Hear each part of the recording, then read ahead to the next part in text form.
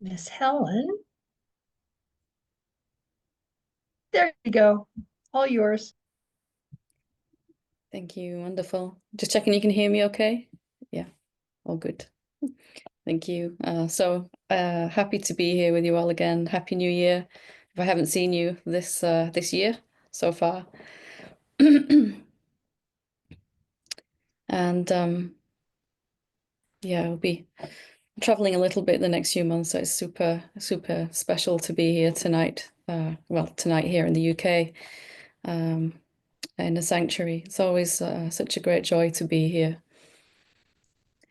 And I was kind of sitting before I got online here and just sitting with what wanted to emerge here during this time that we have together, and got this really strong urge to do some self-inquiry together and explore and see if we can even more clearly experience who we really are. So I thought that might be fun to do. And if you're new to self-inquiry, you really can't get it wrong, which is a good thing. And it's good to know that going into it, because all we're doing is getting curious and exploring, seeing what we can actually find about ourselves, what we really are. What we are is something very different to what we might have thought, and as such, it can be different or strange. But you know, when we've had enough of suffering as a separate person who we thought we were, then it can actually be an extraordinary relief as well, as it was when I first experienced what I really am. That's what I want to do with this time together.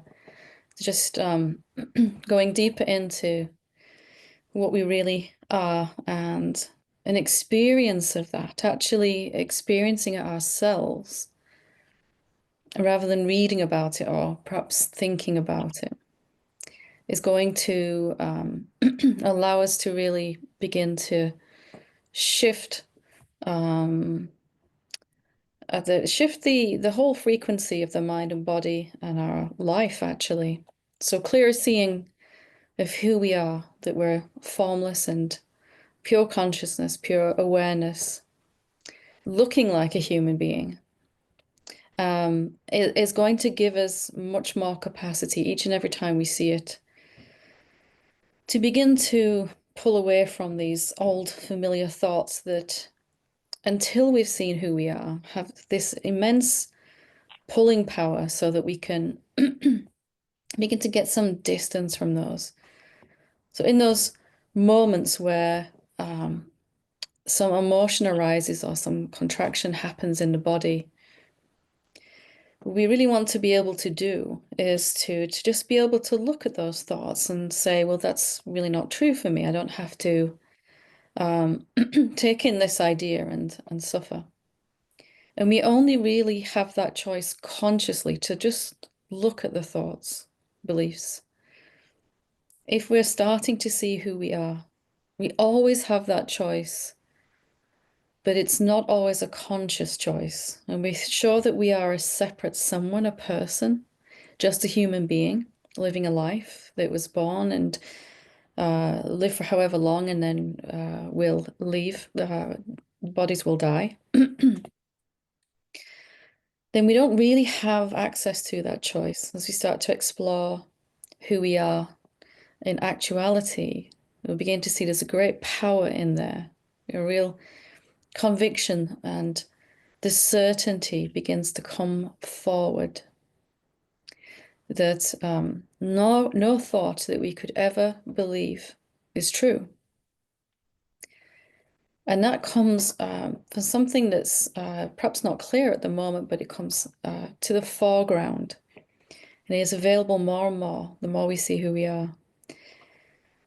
To the point where eventually anything that your mind could say, it has no impact on you at all.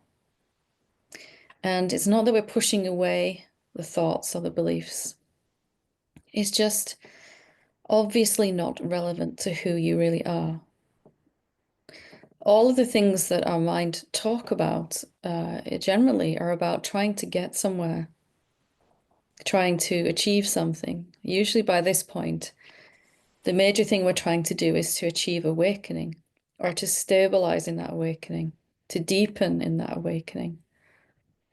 And even these thoughts belong to an imagined separate self that thinks it still has some work to do. So we're going to go and go into a direct seeing of who we really are that's already free and absolutely has always been free and could never experience anything different than freedom. Thoughts about being free are not the same as actual freedom, recognizing that which is free now, the pure awareness that could never get involved in identification. All of that is going on in the mind. So as we see who we are, that which is already completely liberated, could never be bound. These thoughts about our journey, our supposed journey, begin to fall away because we're just not so interested in sustaining them anymore. So let's dive into it right now, and we'll just take it step by step. And the really cool thing about self-inquiry is you don't even have to get the answers right. As we're going through this exploration together, there's no right or wrong. By being willing to look at this and explore this, and as I'm asking some questions, just seeing if you can check that out inside yourself. Can you validate what I'm saying from your own experience? If not, it's okay. It doesn't actually matter. The amazing thing is our willingness to do the inquiry is already shifting so much for us. And it's a attitude of self-inquiry that becomes prevalent inside us, and it becomes more and more important and urgent that we self-inquire, because it starts to feel really, really good, really powerful. And who doesn't like to see that we're already free? You know, if the mind's doing its thing and going crazy, which I remember very well, the capacity to just witness that, is not alien to you or new to you. It's not something you have to acquire. It's already inside. It's the core of who we are. So let's just start by getting nice and comfy. And as we're doing this self-inquiry, let's try not to drift off into a deep state, which might be very, very peaceful and really nice. But it's not going to shift your consciousness. It's not going to shift you. Staying here, present, and actually seeing and experiencing who you are is going to shift everything. So, and especially when we do it together like this, when like-minded beings gather together like this, it's really, really powerful. So let's just start by becoming aware of our breathing. And we'll just start by taking a few nice deep breaths just to allow our body to relax and to calm down. Perhaps if you've come into this session from something else and you were busy, or your mind has been very active, let's just take a few breaths just to really allow ourselves to calm down. Just noticing the breath going on. And you don't have to breathe in any particular way, but just allowing yourself to feel that.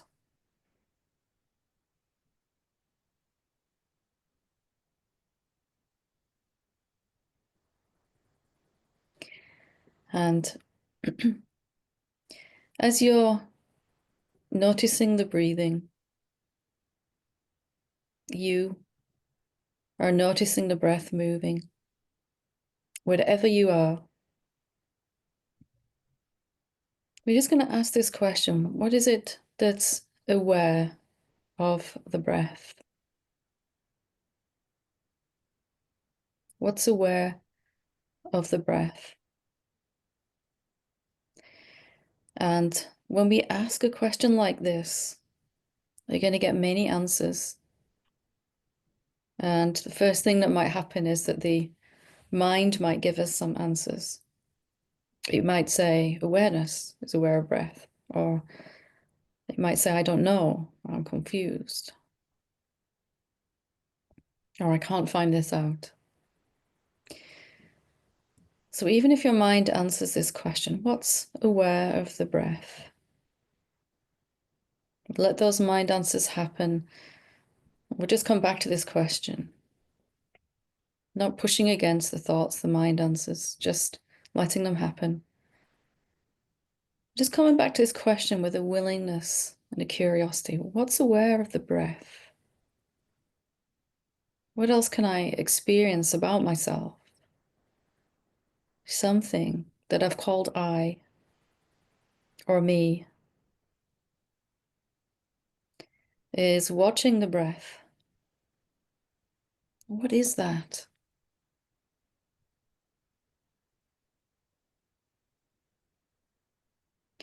And again, we don't need to get any answers. We're just resting in this question. What is aware of the breath?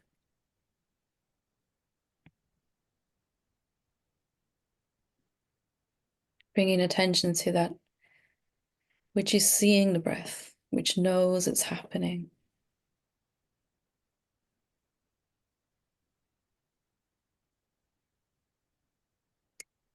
And just checking it out. What is it that's aware of the breath?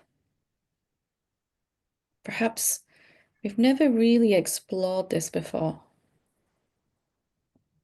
Perhaps we've always just assumed we know what we are, and we know that we're watching the breath. As you take another deep breath, notice that you're noticing it. The inhale and the exhale. What is it that's aware?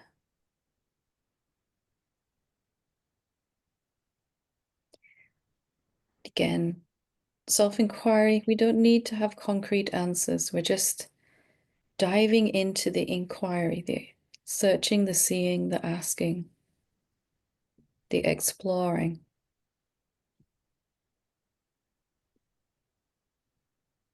What do you find? What is it that's aware? Is it something that you can point to?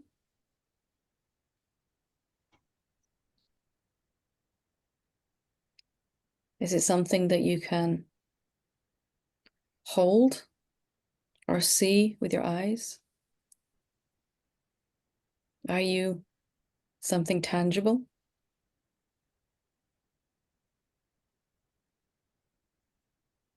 Or intangible?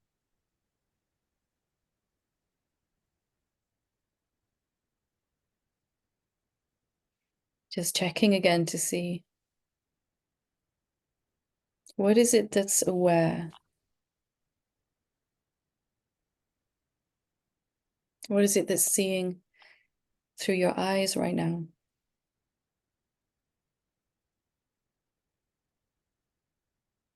And again, doing your best not to drift off into a nice state, staying with us here. We want to really experience what we actually are. It begins to change things for us completely.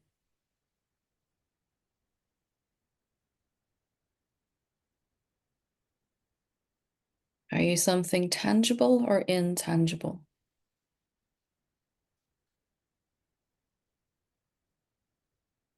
Visible or invisible?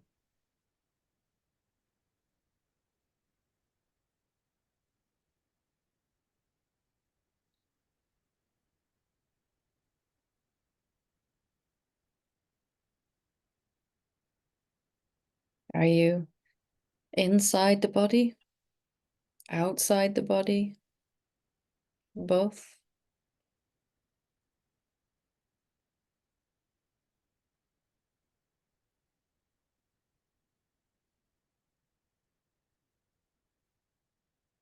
And again, we don't need to find answers. We're just relaxing, exploring with these questions, just discovering. There's no right or wrong way to do this.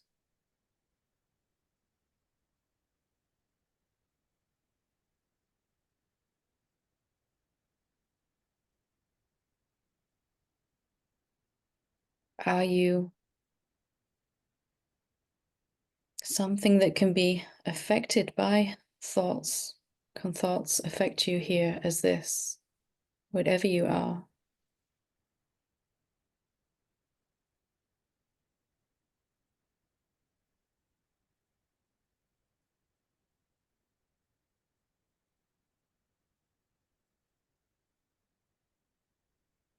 Can you believe a thought?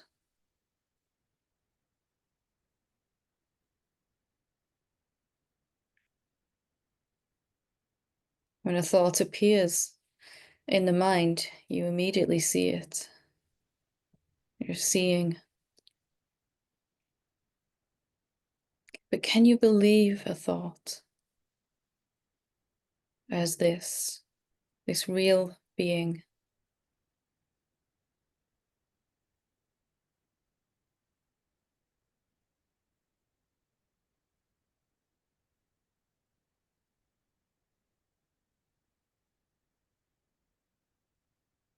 Are you changing?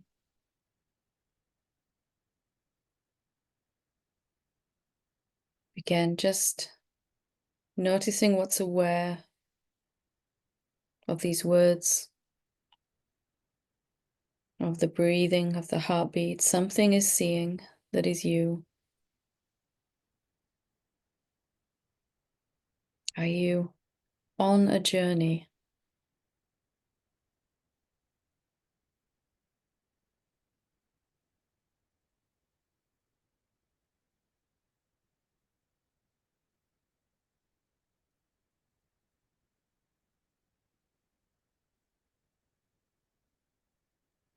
Are you evolving?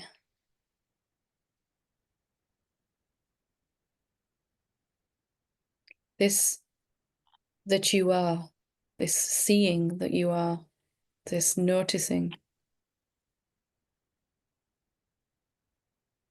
What is it affected by?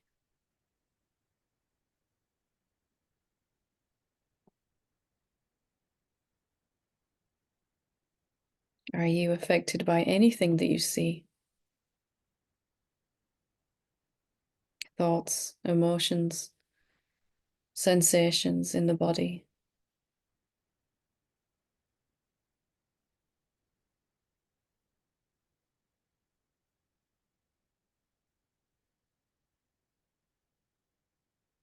If you are not a thing, a form, can you be affected by anything?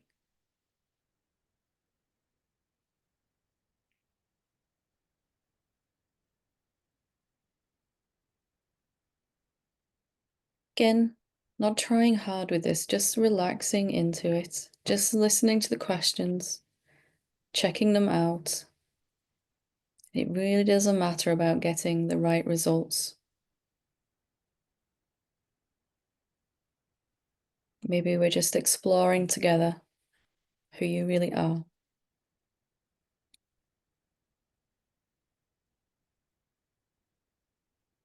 This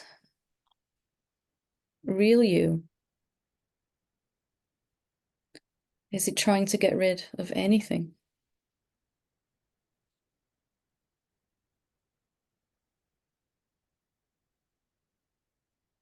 Is it trying to hold on to anything?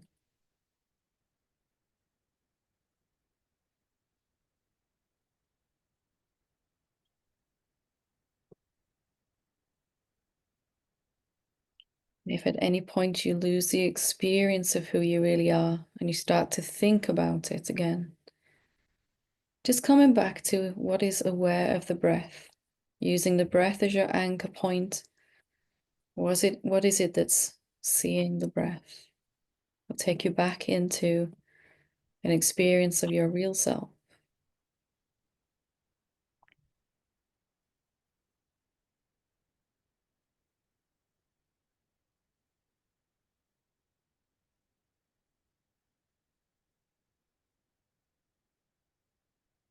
What size are you? Do you have any shape?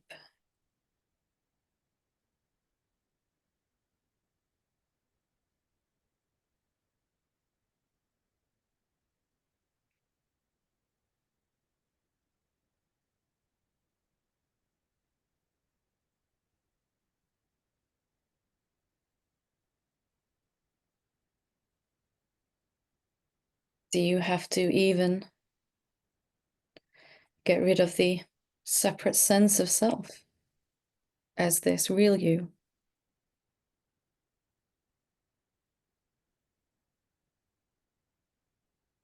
Are you even affected by it? When the mind is busy and the emotions are busy and the body is tense, are you affected like this?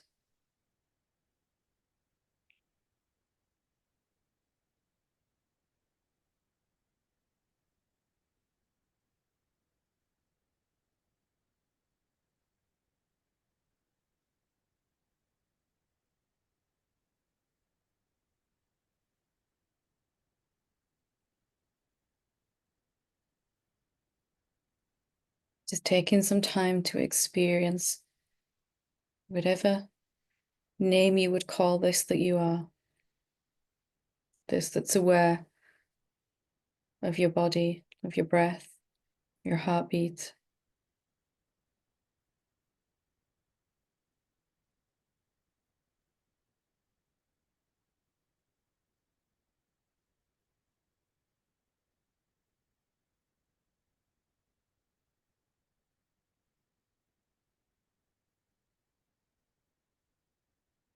Are you coming and going? Were you born?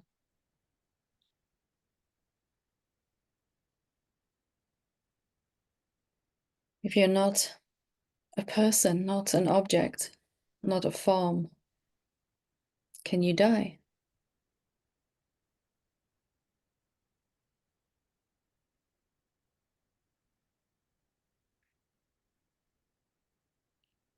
Do you have a beginning or an ending?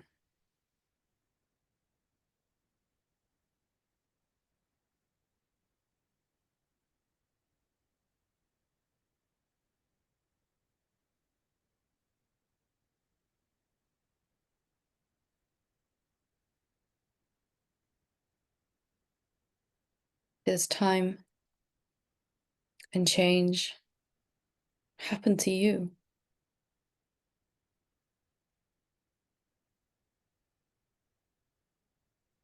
Just staying with this investigation, this exploration, not drifting off.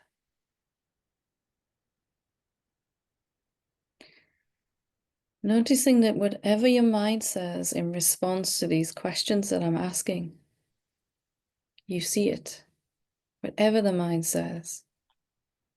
Yes, I get it. I see it, says the mind. Or no, I'm really, really confused. I don't understand this self-inquiry, says mind. You see both of those thoughts equally.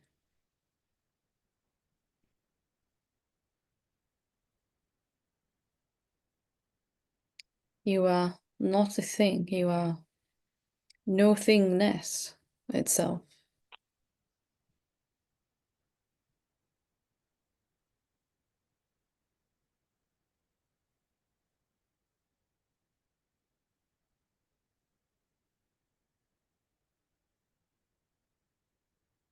It's checking in one more time.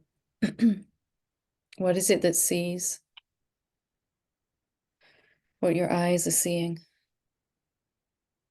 What is it that hears what your ears are hearing?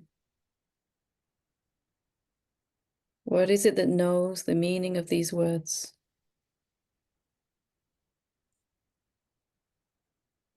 Has it changed, the real you, since we began this inquiry together? Have you changed?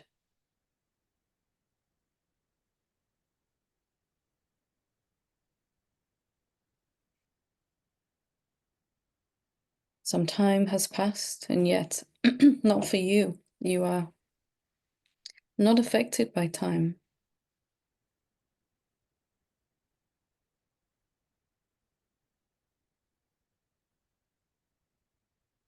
Just silently here, always watching, listening, continuously present.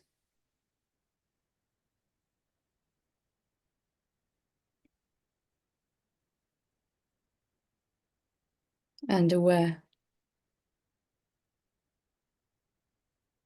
And now just starting to become aware of yourself rather than thoughts. Starting to notice what you really are rather than what you think you are.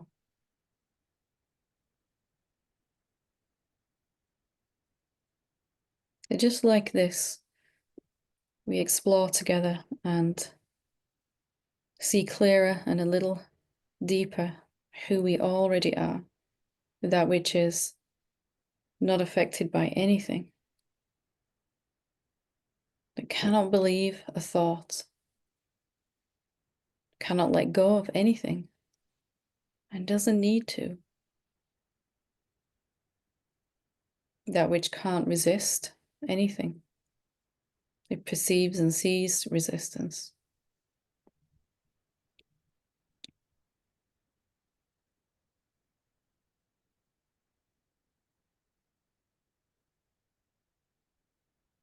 And notice that while we've been doing this investigation, this discovery, your mind and body still continue to function perfectly well. Nothing has changed. Maybe you're a little more relaxed for having tasted who you really are, or maybe some fear came. It's quite normal.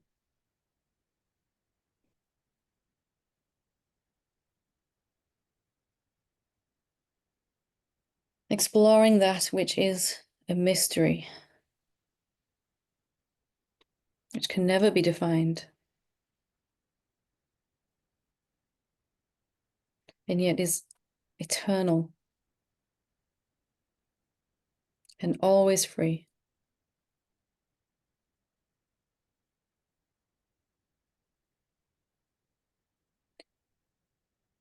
So if you had your eyes closed and you want to open them, you can. Just kind of taking another deep breath and just coming back with the experience of who you really are. A little clearer, just a little clearer each time is all we need. And if any of these questions that we were asking together and exploring seem very difficult to answer, it's very, very normal. But knowing that you're not responsible for having to find the answer, just asking the question, can I die? Am I changing? And the answers come. So just placing more importance on the self-inquiry, the discovery, and the exploration, and less on the answers, really. Those will come by themselves.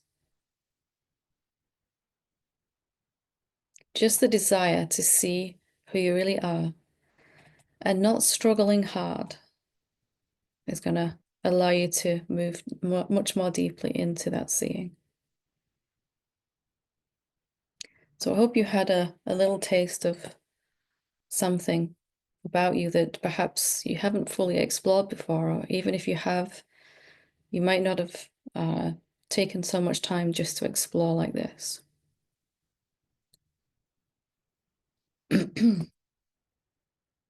First time I explored like that, a lot of fear came up, a lot of confusion in the mind. And it took me a little while to have the courage to look again. But thankfully I did, and it became quite a relief and then a joy to keep seeing that which was already free. And that's all we're doing here. The more we see who we really are, the less allegiance we have to these thoughts about who we are. And the less allegiance we have to the stories we've been telling ourselves about our life and ourselves. And that's really all awakening is just to keep seeing and seeing, exploring, and then looking at these stories, which are ever more clearly, obviously not true, every time you look and see what is true. So I hope you enjoyed the inquiry. And like I said, if there was some fear that came, it's normal, because we're really just actually challenging this idea that we know who we are and that we are someone on a journey towards something. And when we begin to see who we really are, then that is really directly challenged, right? So if anyone has any questions you'd like to ask about the inquiry or about awakening in general, or any challenges that you're struggling with, I'd like to invite any questions that there might be. I hope everyone isn't too chilled out from the inquiry, but we'll see. Lean, yeah. Hi, Helen. Hi. It was very nice to do the inquiry. Good. Thank you.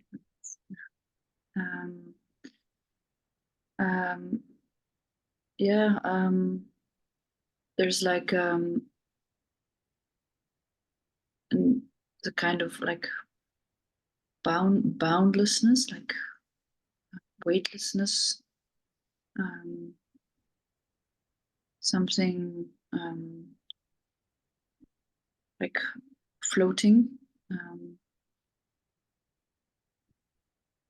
that does not at all feel personal.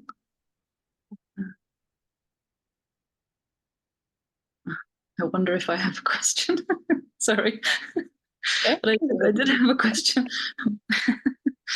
Funny, because when I first felt that didn't feel personal, my mind said, "Oh, that's really bad," you know, like it's impersonal, it's cold, but it really wasn't, right? It was totally the opposite. It was closer than close, completely me.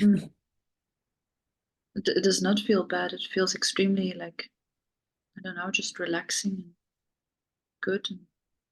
And, just also a bit like, I don't know anything, this kind of, like I cannot say anything about it a bit. And that's okay, right? It's just to experience it is enough to see this is actually what I am. And it's not at all what we thought. It's very unfamiliar to the mind, but quite relaxing. Yeah, very relaxing. And I notice often many moments also, I mean, not just now, but like I often notice that, well, it depends a bit when, but like these last days also, I notice that, for example, I'm speaking or moving, and then I notice it's just happening, like I'm not doing it. It's which is, yeah, nice and a bit funny sometimes. And but what I wonder about is that something like also sometimes, like I've seen regularly that the body is not a body, um, and every time in direct experience, there's nothing, I can't find anything there. Like there's no boundary, there's no limit, there's nothing solid. But at the same time, that's something I wonder about. there still seems to be like I still believe it a bit that there's a body. Do you believe there's a body? It's always the Can same.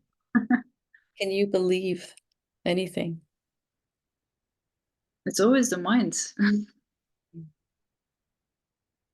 So you're just here and you're awareing, right? So you're just being this. And then a sensation arises, the body sits down and makes contact with some seat or something. And the mind says, see, there's a body, that it is a body. And the mind says, I'm identifying again. I'm seeing a body again or something. And we think that that's our challenge, right? We think that we have to stop that from happening. But is that really what's going on? Aren't you the one that's unchanging and free, even if the mind thinks you're identified, or if the mind thinks you've broken free, still, what's actually happening to you?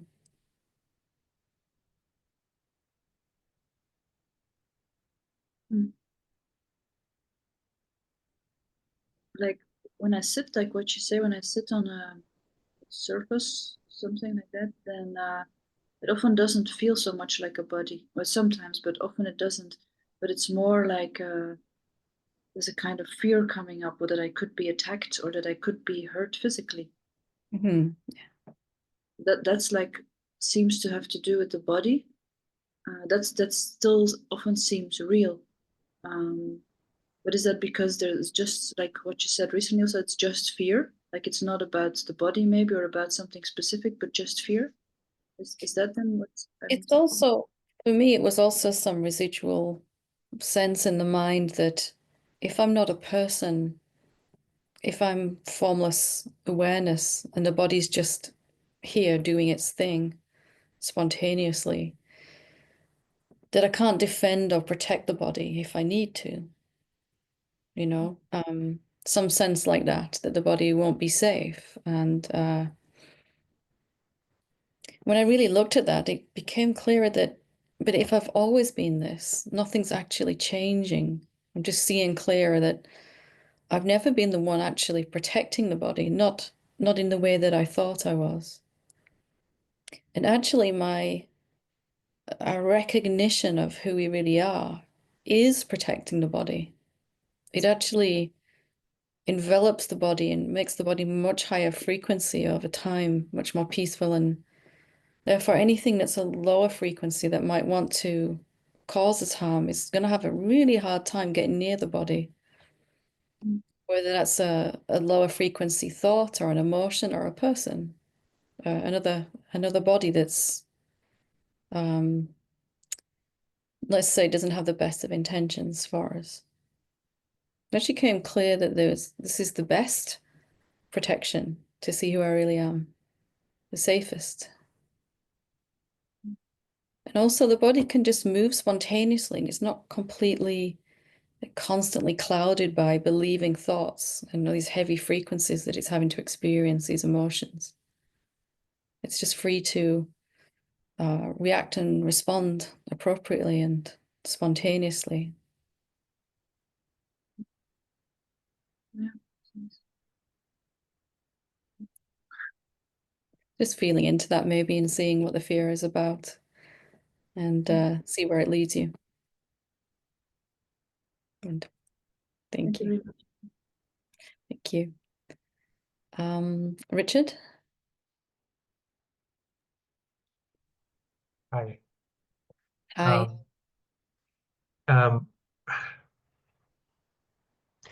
My question, I feel that you have partly answered to Lean, but and it's related to the idea of responsibility, um, agency, freedom, discipline, action, doing, and the idea of, there are heard many times that there is no doer. Mhm. So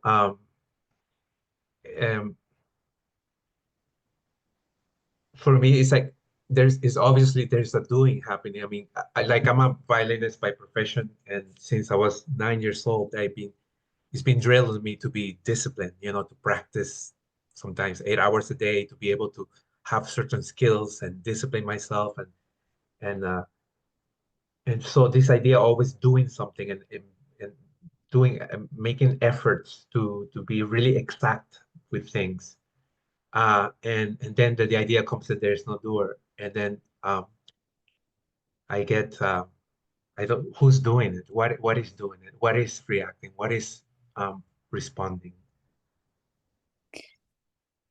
Really, all we can be certain of is that the body is doing something and moving, right? It's picks up the, did you say violin? Do you say Yes, violin? yes. It will pick up the violin and begin to practice. And to do whatever it needs to do, it will also make itself food, take itself in the shower, put itself to bed. And do we have any proof in that we ever made that happen? It's a strange thing to look at, isn't it? This thought says, I'm doing this, I'm making my body say these words right now, even. But what if they've always and only just been happening spontaneously? So when I actually looked for this, I couldn't find an entity that was actually doing anything, causing anything.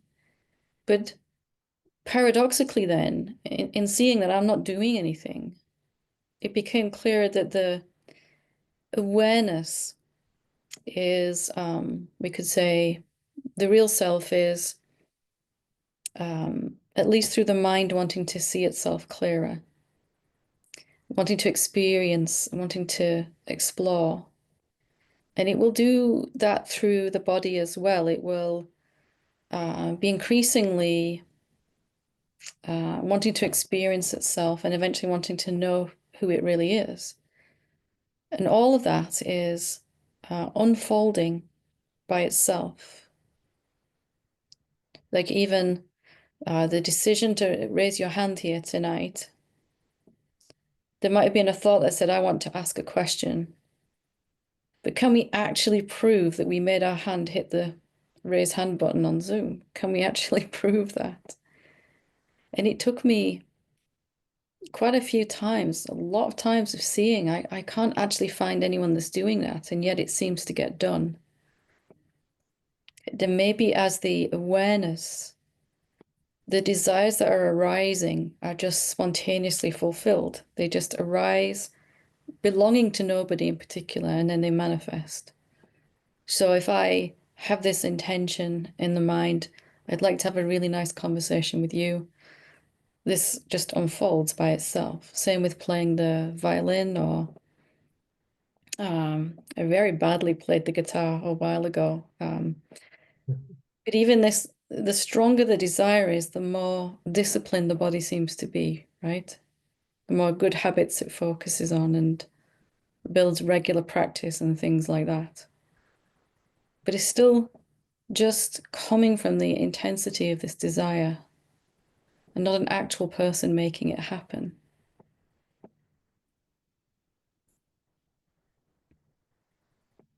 So it's like like a passion and energy that just uses the body to. Yeah. You could say like the infinite self, it wants to have some fun and some joy. And it's always trying to do that, but usually that is diminished by the thoughts that we're believing. It's not doing it on purpose. It's like steam rising off of boiling water. The steam isn't being made to happen, it just naturally arises. So the body naturally moves by itself. And we all have these desires. The greatest desire, of course, is to know ourselves, to know who we are, and to know what that really means. And the self, the infinite self, the awareness, it wants to know everything that means. What's it like to think I'm a human being who's learning to play violin? And then what's it like to know who I really am and still play the violin. What's that like? You know? So it will explore like this. But it's all coming from this desire to know itself, to understand itself, to enjoy itself. How about then when we are forcing things? Like I'm reminded of the idea of Taoism, you know, Wu Wei, of not forcing, like action without forcing. Can you Um, prove that you've ever managed to actually force anything? hmm, When I looked at this, I was like, all I had was thoughts that, wow, I really pushed hard to get that done, yeah, and it happened. But actually, awakening was very humbling, and I had to admit I had no proof that I'd ever made anything happen. I just had this sense that I'd tried really hard. But whatever showed up, even after a lot of effort, whatever manifested, was going to come anyway. In practice, my thoughts about efforting just actually slowed down that process of it arriving. You know yourself, right? When you play violin, the more you think about it and try hard, the less it works. it just, yeah, absolutely. Yeah, The best everything place, gets tense. Yeah, yeah, the best place is kind of just to be in the zone where you're not really thinking, right. and yeah. So even in our actual experience, we see that trying doesn't work. We've never really made anything happen in that way. Or we have to admit we're making everything, the whole cosmos, happen. Wow. Okay. That's a Something to, lot to, yeah, pretty deep. Thank you. You're welcome. Good to talk to you. Thank you. Sean? Oh, hi, Helen. Hi. The way you've just answered um, Richard's question and Lean's question, it sort of has answered a lot of what I was going to ask. Has confused me a little bit though, in some ways. But they were sort of the same sort of question that I was going to ask, and I had a bit of a contemplation, self-inquiry session today, and when doing the self-inquiry, although I've had a lot of seeings to see that I'm always the one watching. I'm what the mind's observed, the mind's seen, um, bodies are seen, the world's seen, and they're all seen from the noumenon. And I get that aspect of it. But then quite a fearful question came up in that inquiry that yes, it's all seen, but it's never seen without the body being present.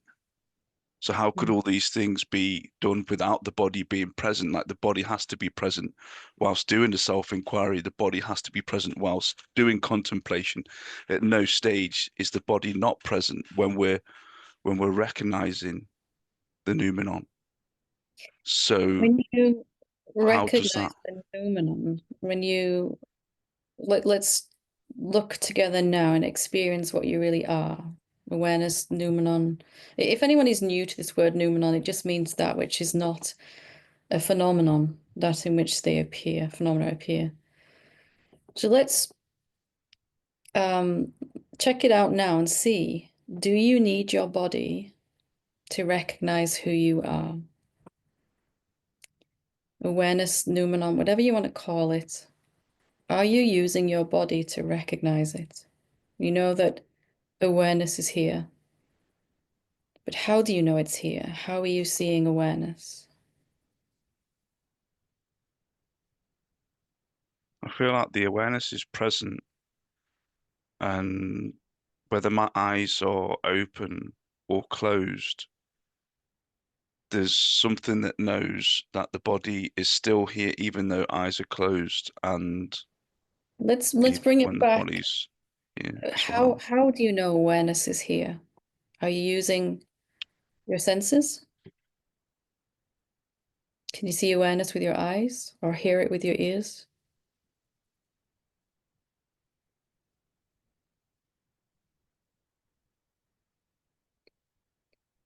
No. Are you using any parts of your body to recognize awareness?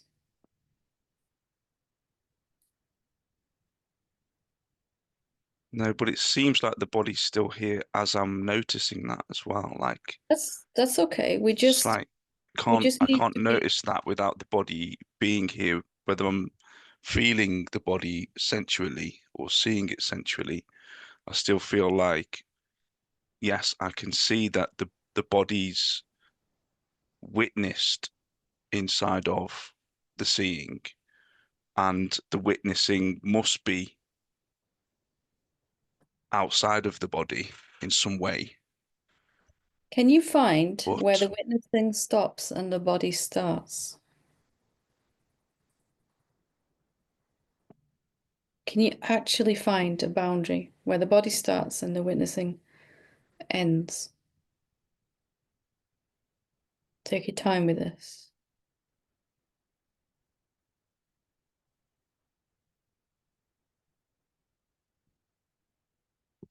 it's like when I've got eyes closed now, it's almost like it's smudged into a large presence, and the Mm. body is, it's almost like an assumption that the body's there. It's not like Mm. like I'm sure that it's there, but it's almost like a little bit of an assumption, but it seems to be there, but there's Yeah. no particular end So the more you to try it. to find that boundary between awareness and the body, the less convinced you are there is one, right? If you're certain there's a body and awareness, that's what we seem to experience. There's me that's seeing and what I'm perceiving. But when we try to actually find the boundary, it gets a little smudged, as you say. And actually, when I really looked, I really couldn't admit and still be certain that I knew where my body stopped and where awareness started, or any object, in fact, Mm. right? And as I looked like this, it became clearer that the body is awareness. It became obvious, actually, after investigation. So you can either prove it to yourself this way, keep looking and not finding an actual edge where awareness stops. Can awareness stop? Does awareness stop when it meets the presence of a form, like a body? Just exploring like this. That's quite, I find that quite meaningful, that the body is awareness as well. Like, So and I that's know one that your way to teachings prove do it. say that everything is the noumenon. Like, there's nothing that Yeah. isn't. Like, everything that appears here and doesn't appear is the noumenon. It's So good that to kind of does mean, check it has out a like this. meaning. Mm. Yeah. Because for me, I went at it two ways. I went this way that we just explored now. Like, is it actually a body? If awareness doesn't have a form, how can it stop when it meets a body? And the more I looked at where awareness seems to meet a thought in the mind, can I actually find where the thought starts and the awareness stops? And I also went this other way because I really wanted to prove it really quickly, which is how is awareness recognizing itself? Am I using any part of my body, mind, senses, or anything in phenomena to recognize awareness? And it became clear that the phenomena, the body, provide contrast. When I can see a thought, I can actually then recognize I'm seeing. I am awareness. But there's nothing about the thought that's actually helping me wake up. It's only like providing contrast, a sense of opposite. It's a time-bound thing with a location. And as I see it, the thought or my body or whatever, it becomes clearer that I'm seeing. It might have been obvious before that I was the one noticing. So whichever way of these you prefer, or both if you want to do it fast. Which I suspect you kind of like me. I am toying with everything. And more often than not, I am finding that,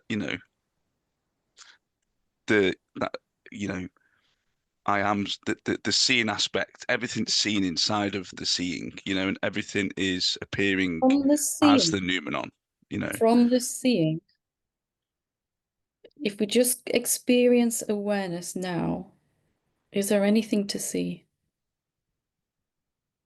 It's a huge assumption that we hold on to. I can see objects. When I'm looking at awareness, I can see objects and forms. But if you actually look as awareness, what do you see?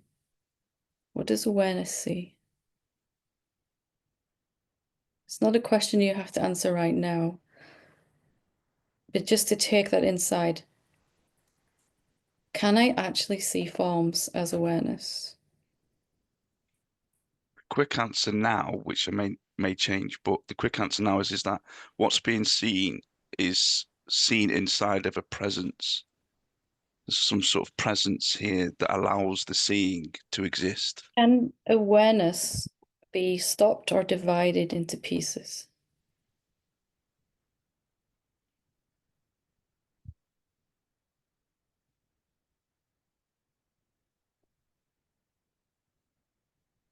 Then how can there be forms inside it that would interrupt it?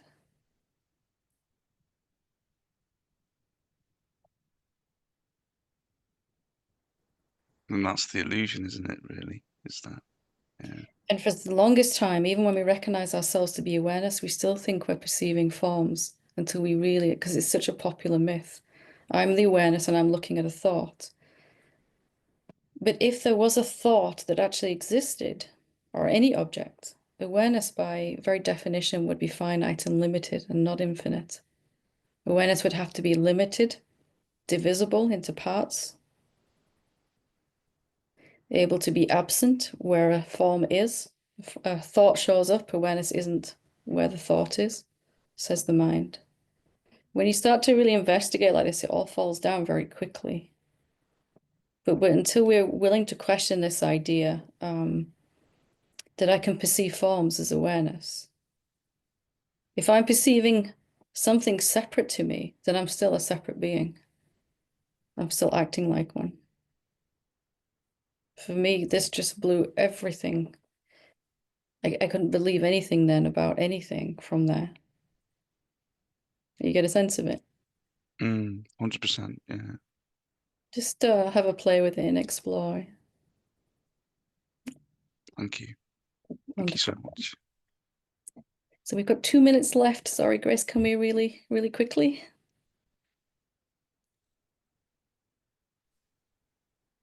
I love. Hello, hi. Since it's only 2 minutes, so maybe if we can do quick self-inquiry. Yeah, absolutely.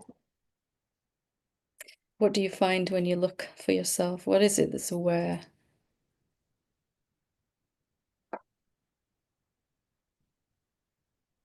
And everyone is free to join us again with this. What's aware of your breathing, of your body?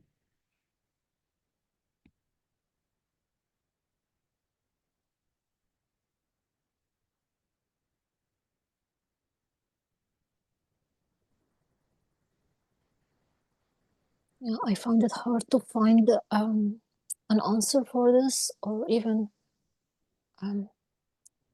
the question imply that there has to be someone or something that's aware, and I'm looking for that. But you don't find a thing, right? No, that's the thing. Yeah. You find something that's not a thing. You find something that's empty of substance.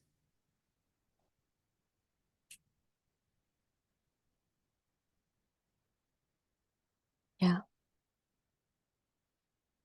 And just resting in that, just noticing that, just coming back to that.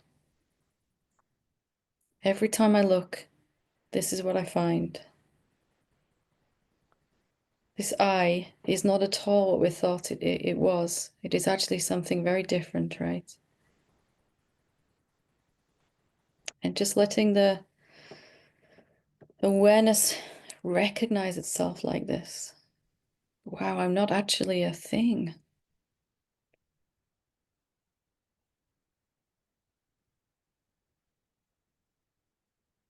Wonderful. Best 2 minutes ever.